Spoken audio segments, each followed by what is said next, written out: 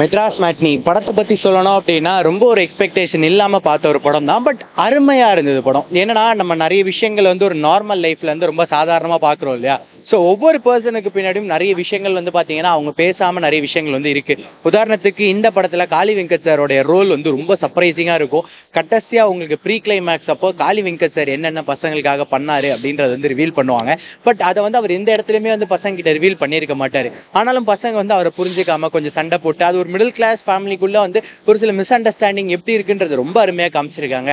அருமையா டீடைலிங் வந்து இருக்கு. காளி வெங்கட் சாரோட ரோலை பத்தி சொல்லணும் அப்படின்னா ஒரு அப்பா கேரக்டர் எடுத்து பண்ணியிருக்காரு. அந்த அப்பா கேரக்டர் வந்து பாத்தீங்க அப்படின்னா ஒரு மாடர்ன் லைஃப் ஸ்டைல்ல இருக்க ஒரு அப்பா கேரக்டர்லாம் கிடையாது. ஒரு ஆட்டோ ஓட்டுறவர், இவருக்கு பசங்க இருந்து இருக்காங்க.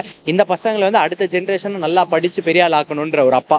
ஸோ அவருடைய ஒரு லைஃப் ஸ்டைலை வந்து எந்த அளவுக்கு அருமையாக நடிச்சு எடுத்துட்டு போக முடியுமோ அந்த இது நமக்கு எப்படி ஒரு நல்ல ஒரு எக்ஸ்பீரியன்ஸாக கொடுக்க முடியுமோ அந்த அளவுக்கு ரொம்ப அருமையாக வந்து பெர்ஃபார்ம் பண்ணியிருக்காரு. ரோஷினி அவங்களும் வந்து பார்த்தீங்கன்னா அவங்களுக்கு கொடுத்த கேரக்டரோட ரொம்ப ஓவர் டோம் பண்ணல, ரொம்ப கம்மியாக வந்து பெர்ஃபார்ம் பண்ணல. அந்த கேரக்டருக்கு என்ன தேவையோ அதை வந்து சூப்பராக பண்ணியிருக்காங்க. ஒரு எப்படி சொல்றதுன்னா ரொம்ப ஒரு ஒரு சின்ன இடத்துல இருந்து அப்படியே ஒரு ஐடி செக்டர் வரையும் வளர்ந்துட்டு இருக்க ஒரு பொண்ணு.